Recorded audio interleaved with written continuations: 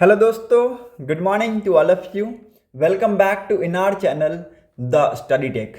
So in this video, we are going to discuss the complete Hindu newspaper analysis of 22nd of August 2025. 22 अगस्त 2025 के important articles and editorial को discuss करेंगे। अगर आप लोगों को video informative लगता है, वीडियो अच्छा लगता है, तो लोगों के साथ इस वीडियो को ज़रूर शेयर कर दीजिएगा। साथ ही साथ चैनल को सब्सक्राइब कर लीजिएगा and don't forget to click on the bell icon to get the latest video update. So let's move to the first page of the newspaper. Discuss करेंगे यहाँ के important न्यूज़ आर्टिकल्स को। Should Supreme Court sit powerless as governors block bills, says CJI. ये question किसने पूछा है? CJI justice BR गवाई जी ने पूछा है। किससे? यूनियन गवर्नमेंट से। Chief justice of India BR गवाई on Thursday asked the union government if the Supreme Court is supposed to suspend its role as the custodian of the constitution and sit powerless while governors make competent state legislature defunct and thwart the democratic will of the people by sitting on bills for the years together. आप सभी को पता है एक legislative assembly से bill pass होके governor के पास जाता है और गवर्नर के पास चार ऑप्शन रहते हैं। या तो उस बिल के ऊपर असेंट दे दे, या तो उसको रिजेक्ट कर दे, या तो उसको रिकंसिडरेशन के लिए वापस से लेजिस्लेटिव असेंबली में भेज दे, या तो उसको रिजर्व करे फॉर द प्रेसिडेंट। अगर इन चारों ऑप्शन में से कोई भी एक्शन नहीं लिया जाता है गवर्नर के द्वारा, तो वो बिल क्या हो जाएगा? फिर गवर्नर के पास पेंडिंग रह जाएगा। और ऐसे बहुत सारे जो बिल्स हैं वो गवर्नर के पास पेंडिंग है। तो ये यहाँ पे सुप्रीम कोर्ट ने पूछा है यूनियन गवर्नमेंट को कि क्या यहाँ पे सुप्रीम कोर्ट को शांत बैठ जाना चाहिए या फिर कोई रूल्स और प्रोसीजर होने चाहिए इनको लेके। होप आप लोगों को यहाँ पे चीज़ें क्लियर हो गई होंगी। मूव करते हैं नेक्स्ट इंपॉर्टेंट न्यूज़ के तरफ। Simplified 2 rate GST structure gets GoMs nod. Group of ministers का नॉड मिल चुका है। The group of minister on rate rationalisation formed by goods and services tax council has decided to accept the center's 2-rate structure proposal for GST and will be recommending this to the GST Council, the GOM chairperson and Bihar Deputy Chief Minister सम्राट Chaudhary said on Thursday। ठीक है, तो यहाँ पे देखिए, यहाँ पे group of minister का नॉड मिल चुका है। अब ये किसके पास जाएगा? GST काउंसिल के पास जाएगा। तो ये इंपॉर्टेंट है, इसके बारे में भी आप सभी को पता होना चाहिए। This is the first of the 2 step the proposal must pass before implementation. तो 2 स्टेप्स में से ये पहला स्टेप क्या है कि प्रपोजल को इम्प्लीमेंटेशन से पहले पास होना चाहिए, और दूसरा स्टेप क्या है कि जो भी चेंजेस इसके अंदर किया जाएगा वो जीएसटी काउंसिल उसको एक्सेप्ट करेगा। तो ये इंपॉर्टेंट है, इसको लिख लीजिएगा। मैं उसी की बात कर रहा हूँ 12% और 28% वाले टैक्स स्लैब की। 28% को रिड्यूस करके 18% पे लाने की बात की जा रही है, और जो आइटम 12% टैक्स स्लैब में था उसको रिड्यूस करके 5% पे लाने की बात की जा रही है। Moving on to the next important news, यहाँ पर और कुछ है नहीं। So let's move ahead. US asked India to buy oil from Russia, says Jaishankar in Moscow. एक टाइम पे यूनाइटेड स्टेट ने हमसे कहा था कि to do everything to stabilise global energy market including buying oil from Russia. आप जो करना चाहे कर सकते हैं अपने ग्लोबल एनर्जी मार्केट को स्टेबलाइज करने के लिए, including bile oil from Russia.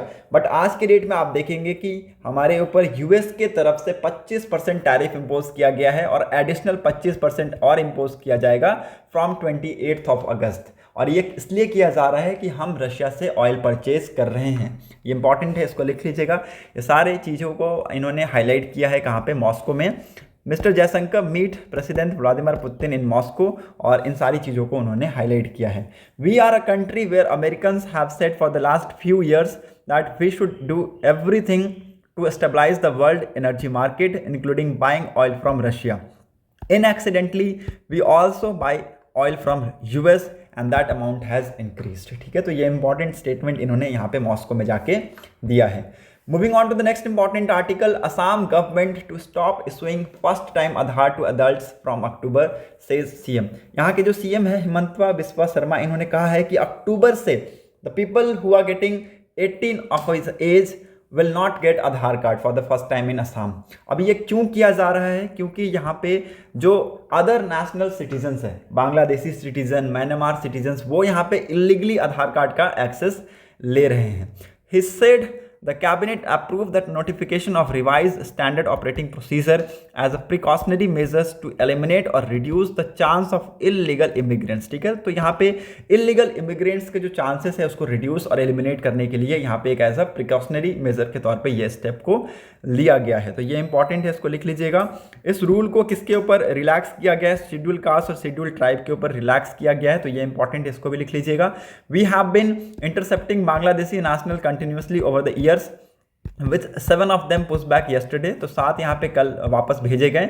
We are not sure if we succeed 100% in catching such people, but we want to ensure no one can enter Assam with such Aadhaar card in his hand। ठीक है, तो ये important है। ये सारी जो illegal चीज़ें यहाँ पे हो रही हैं इसको बंद करने के लिए यहाँ पे हमने ये डिसीजन लिया है और ये एक एज अ प्रिकॉशनरी मेजर के तौर पे ऐसे स्टेप्स लिए गए हैं। आधार कार्ड का जो सैचुरेशन है इन असम आप देख सकते हैं 103% के आसपास है, which means no one beyond 18 year is left out except in the case of schedule caste, schedule tribes and tea gardens. ठीक है, तो ये इंपॉर्टेंट है, इसको लिख लीजिएगा। होप आप लोगों को यहाँ पे चीज़ें क्लियर हो गई होंगी। मूव करते हैं नेक्स्ट इंपॉर्टेंट न्यूज़ की तरफ। सेकंड पेज पे, day after attack CM gets Z category CRPF security.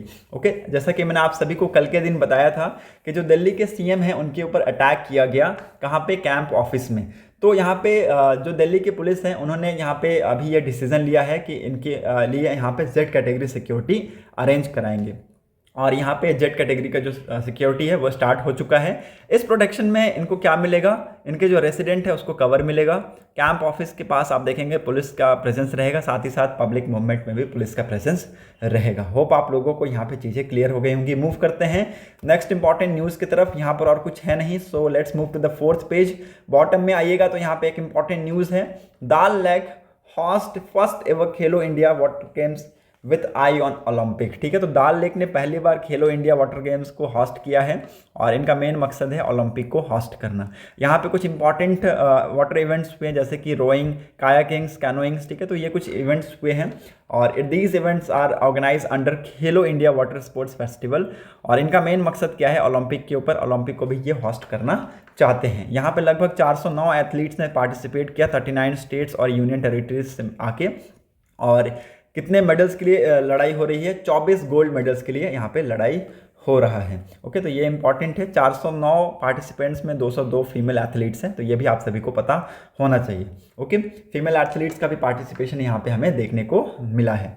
Madhya Pradesh ने यहाँ पे सबसे ज़्यादा अभी तक का यहाँ पे कंट्रीब्यूशन किया है। सबसे लार्जेस्ट कंटिजेंट हमें यहाँ पे मध्य प्रदेश से देखने को मिला 44 के आसपास। उसके बाद हरियाणा 37, उड़ीसा 34 और केरला 33।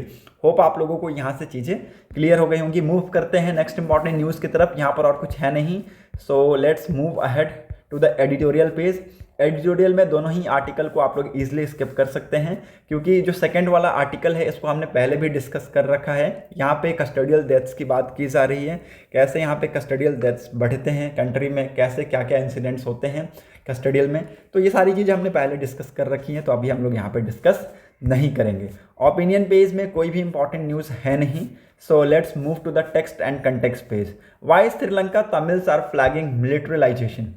देखिए यहाँ पे एक इंसिडेंट हुआ जिसकी वजह से ये जो सिचुएशन है ये यहाँ पे स्पार्क किया। The recent killing of 32-year-old Kapil Raj of Mullaitivu district in Sri Lanka northern provinces triggered the conflict. ठीक है, तो इसकी वजह से ये जो कॉन्फ्लिक्ट है ये ट्रिगर हुआ। The young Tamil man died in an alleged attack by military man from a army camp located in the district. तो एक डिस्ट्रिक्ट में आर्मी कैंप लोकेटेड था, वहाँ से एक आर्मी पर्सनल आके उसने अटैक कर दिया। Okay, in a letter to president Anura Kumara Dissanayake on 10 August the ITA क्या है? इलंकन तमिल आर्कियोस्ट करड़चू। ओके, ये इन्होंने डिमांड किया है unhindered thorough investigation into mister Kapil Raj death. ठीक है, तो इन्होंने यहाँ पे एक थॉरो इन्वेस्टिगेशन का डिमांड किया है into the mister Kapil Raj death and also highlighted the oppressive conduct and excessive presence of the military in the north and east of the region. ठीक है, तो ये इंपॉर्टेंट है, इसको लिख लीजिएगा। और इन्होंने ये भी कहा है कि जो भी यहाँ पे परपेट्रेटर्स हैं उनको यहाँ पे पनिशमेंट दिया जाएगा। होप आप लोगों को यहाँ पे चीज़ें क्लियर हो गई होंगी। नाउ मैं आप सभी को बता दूं कि यहाँ पे जो श्रीलंका है वहाँ पे आप देखेंगे मिलिट्री के ऊपर क्या गवर्नमेंट का स्टैंड है। मैंने सिविक आर्टिस्ट जो एक्टिविस्ट है in Sri Lanka, the demand for demilitarising the north and the east is also linked to larger call for downsize the country's bloated military services. In March this year, President Tsai, who is also the Minister of Defense, announced plan to downsize the military by 2030. ठीक है, तो इन्होंने ये भी plan किया है कि अपने मिलिट्री को ये डाउनसाइज करेंगे by 2030. The latest budget allocated 442 billion and roughly 1.5 billion dollar to the ministry of defence. ठीक है, तो इन्होंने लेटेस्ट बजट में मिलिट्री ऑफ डिफेंस के लिए कितना दिया है, 1.5 बिलियन डॉलर के आसपास का इन्होंने दिया है. ओके, एजुकेशन से ज़्यादा है, लोकल कमेंटेटर्स से ज़्यादा है, ये इंपॉर्टेंट है. लोकल कमेंटेटर्स ने ये सारी चीज़ें ऑब्जर्व की है. ओके, होप आप लोगों को यहाँ पे चीज़ें क्लियर हो रही होंगी. ओके, तो डिफेंस सेक्टर में इनके तरफ से इन्वेस्टमेंट किया जा रहा है, ऐसा नहीं है कि इन्वेस्टमेंट बंद है, किया जा रहा है. बट यहाँ पे क्या है, जो लोग हैं ये यहाँ पे चाहते हैं demilitarisation.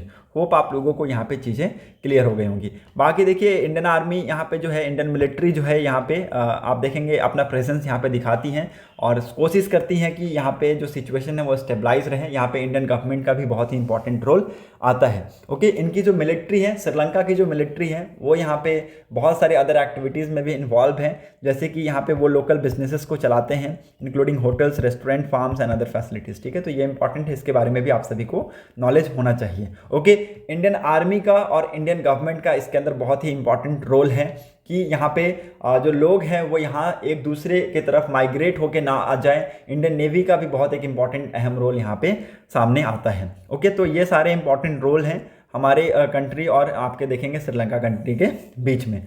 Moving on to the next important news, what has NOTTO said about organ donation to women.